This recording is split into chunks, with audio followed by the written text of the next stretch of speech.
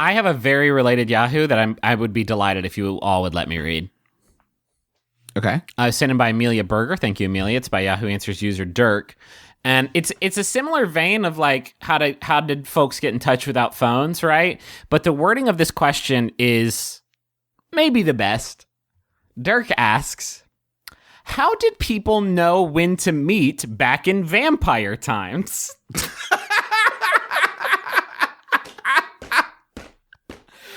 I know that.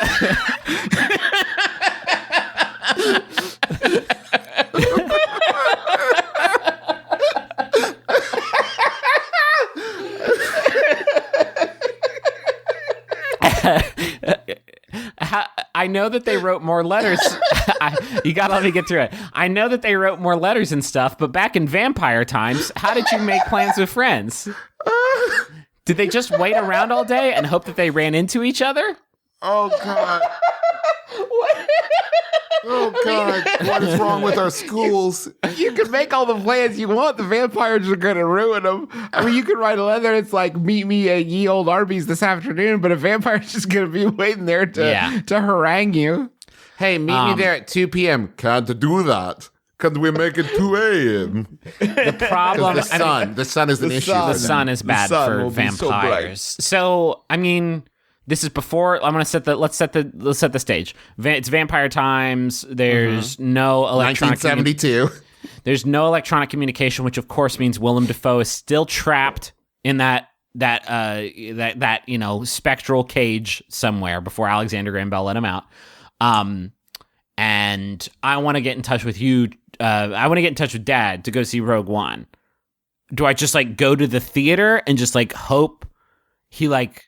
Do I just yell out my window like, Dad, Rogue One, and just like hope that he like falls under the thrall of my voice somewhere? Or is it, do I like fucking the end of a Christmas Carol, just like pay a boy, just be like, go find my dad and invite him to the theater to see a live performance of Rogue One?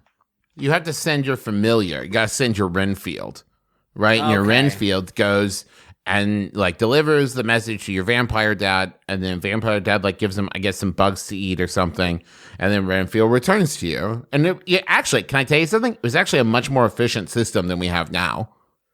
I suppose so.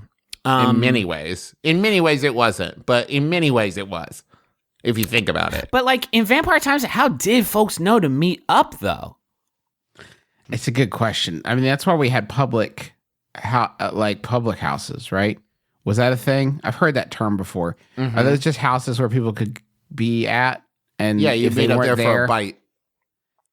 Maybe this is what town criers were doing. This is what John Criers were up to, where you would go and you'd be like, "Hey, town crier, can you holler for my dad?" And just tell him, meet at the theater, live performance of Rogue One at 4 p.m. and then we're gonna run the fuck home before sunset because we don't have movies yet, so we're just reading the script. Yeah, to Rogue One out loud. And we're gonna get the fuck home before the sun sets because it's gonna get choppy out here. So you're imagining like, Dave is at Pinkberry. Everyone, Dave's at Pinkberry. Like that's what the town crier does. He just broadly announces your locale. He's just flipping through index cards, just like, Greg is at Jamba Juice. Susan is at J. Crew, and she's waiting for Michelle. Tyler's at Orange Julius. A lot of juice stores back in vampire times. It's really gentrified here. Timothy has been killed by a vampire. Michael has been killed by a vampire. Okay, I have an actual question for you.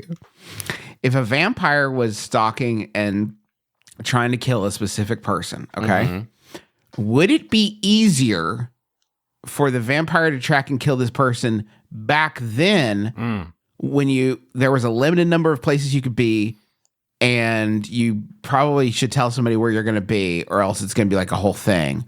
Or now when we have like technology and Twitter and everything and like Foursquare and what have you, when would be an easier time for a vampire to find people? Here's what I'll say.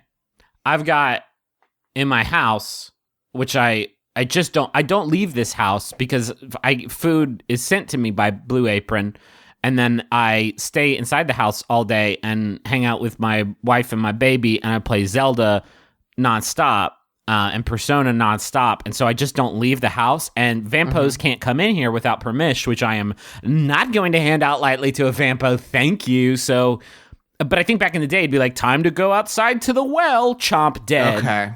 You know? Yeah, that's a good point. Because the follow-up question I have, Justin, along those same lines is, do you think it was easier back in vampire times for a vampire to gain permission to enter your house because everyone was like so dumb and trusting, and now everyone just hates every other human being, and it's a lot harder to get somebody to let you into their house? Like, if somebody came to my door now, not only would I not let them in, I probably wouldn't even go to the door. Like, they'll leave. If they have something for me, they'll just leave it there. Like, if they haven't told me they're coming over, I'm not letting them in. I always kind of assumed that a vampire has to be invited in thing is something that vampires made up and spread around because it's so fucking funny. Mm-hmm. Can you imagine nothing? Like, it would be a nightly hilarious event for you to like see some dumb human standing in the window like, neater, neater, neater. And you just like pounce through the window and eat them. Like, that's got to be the funniest shit. Yeah, man. What happened to all the Vampos then, though? Because it's not Vampo times now. Where did they go? I bet they're on Wall Street. Not topical. Because they're bleeding us dry. Am I right? Because they're bleeding us dry. Yeah, man. On Wall Street. I bet they're all bankers. Money never sleeps. They suck. Because they suck blood.